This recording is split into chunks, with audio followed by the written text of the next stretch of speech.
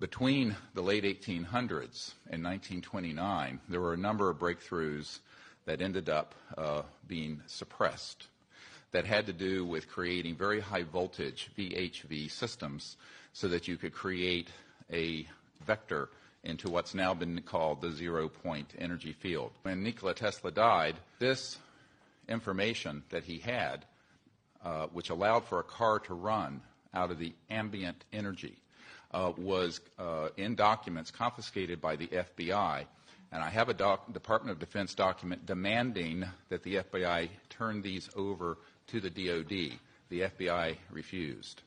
By 1928 and 29, T. Townsend Brown, as well as the Kolosky-Frost experiment in physics in Germany, had determined that VHV, very high voltage systems, done in a certain resonant field could result in so-called electromagnetic-gravitic effect, the lifter effect that has been described, which you see in UFOs.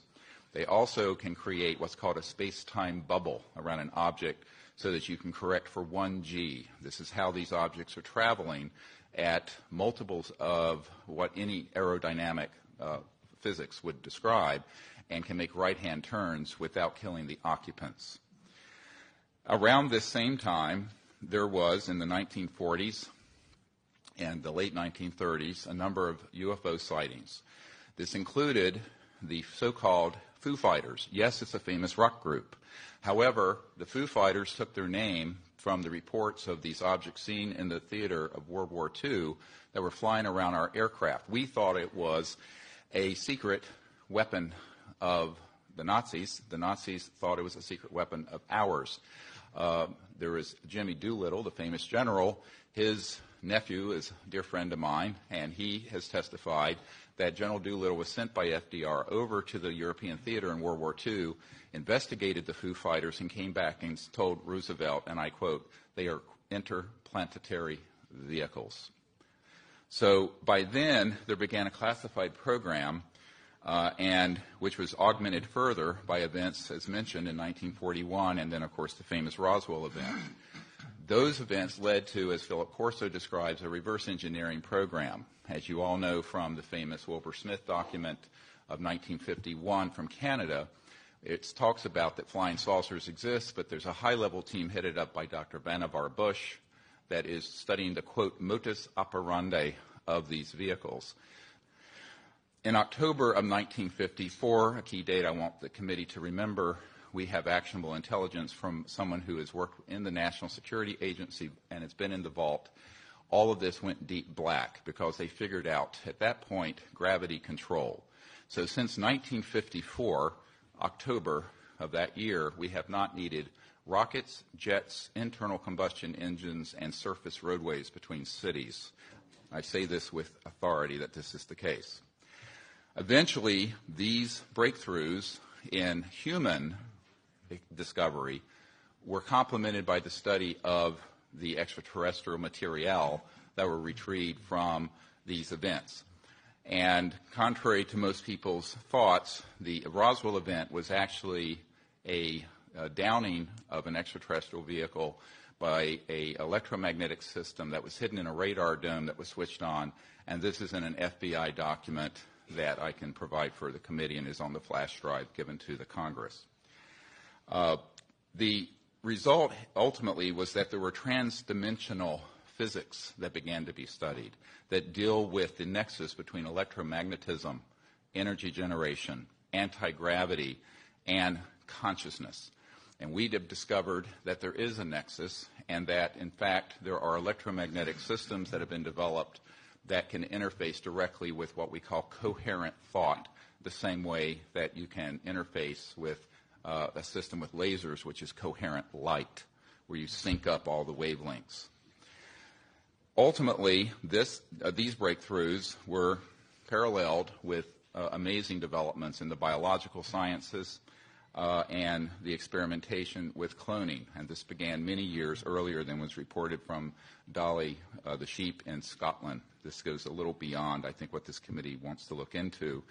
However, you need to understand that the technologies that we have, and we were discussing, are not theoretical. We have actionable intelligence that any committee in Congress or executive action can find regarding current operations. And I just want to go through a list of them very quickly of these facilities and corporations for which we have witnesses who can be subpoenaed by the committees of the Congress.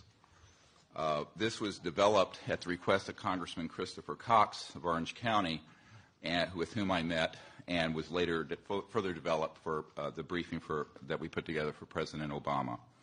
These facilities are the Edwards Air Force Base and subsections where at the dry lake bed where the Lockheed Skunk Works operations, Haystack Butte, China Lakes, George Air Force Base, and the closed Norton Air Force Base, where an anti-gravity device, so-called alien reproduction vehicle, for which we have the schematics, was seen by Frank Carlucci and others on our witness team.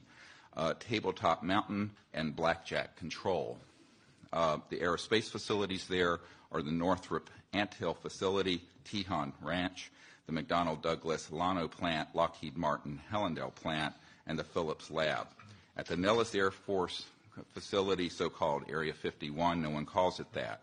There's S4 and S12, Pahut Mesa, Groom Lake, and a number of sub-facilities. The most important facility is in Utah, near Provo, the Dugway Proving Grounds, all of which is underground, and the airspace above it is classified. There are no roads into this facility. The New Mexico facilities include Los Alamos National Labs with underground connectors to the so-called Dulce area where the biological work is being done, and Kirtland Air Force Base. And the complex there includes Sandia National Laboratories, Phillips Labs, Manzano Mountain Weapons Storage Facility, Coyote Canyon, and the White Sands Complex. In Arizona, near Fort Huachuca, which is Army Intelligence Headquarters, there is a UGB underground base where one of our witnesses, who will testify, worked on 9 separate extraterrestrial vehicles that had been down through advanced electromagnetic pulse weapons, and there are several different species of extraterrestrial biologicals stored at that facility. The other facilities, and this goes on, include a special compartmented area of Cheyenne Mountain, where we have witnesses in our team who can be subpoenaed, where that we have tracked extraterrestrial vehicles in our solar system that were measuring 26 miles in diameter.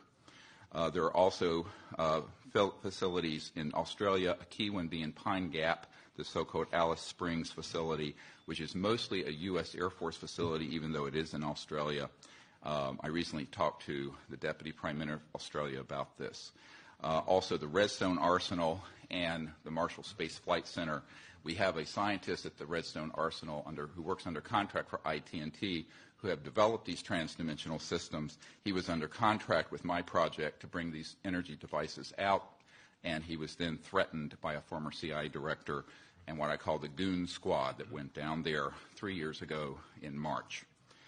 This is just part of the information we have, and this information is on the flash drive given, then that you're all welcome to review. Thank you. Thank you.